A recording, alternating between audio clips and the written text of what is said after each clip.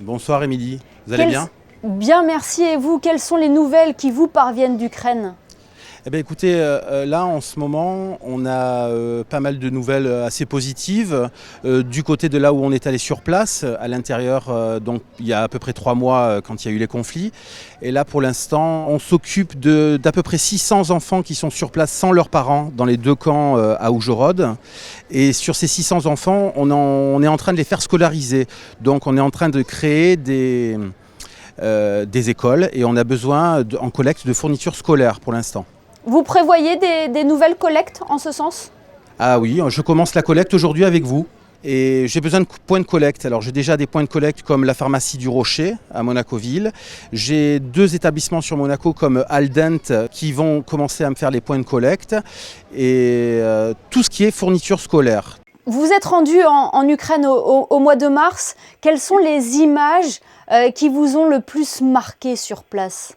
Alors les images qui m'ont le plus marqué, c'est les camps d'enfants dont on est allé s'occuper. Parce qu'il faut savoir qu'une chose, c'est qu'on a à peu près 600 enfants dans ces camps qui ont été ramenés à l'ouest. Et c'est les parents qui vivent à l'est qui les ont fait partir pour ne pas voir les combats et les conflits. Et donc c'est la première chose qui m'a un peu choqué, c'est de voir les enfants seuls, voués à eux-mêmes. Vous ne les avez pas lâchés depuis? Vous continuez à faire acheminer des dons sur place? Je continue toujours à acheminer des dons. Et là, on a l'opportunité d'envoyer 2, 3, voire 4 palettes de fournitures scolaires. Donc non, je lâche pas. Je lâche pas parce que je veux absolument aider les gens sur place. Et c'est difficile, Laurent, de faire acheminer tous ces dons que vous récoltez sur place? C'est très très dur dans le sens où, alors c'est très facile pour faire les palettes ici, pour faire les cartons, tout ça.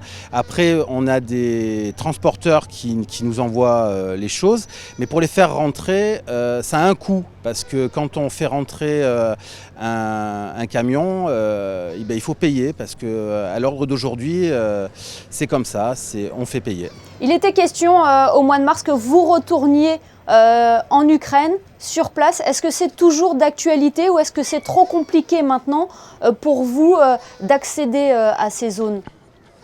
Avec le combat là et le conflit qui se passe en ce moment, on ne peut pas se permettre de retourner en Ukraine.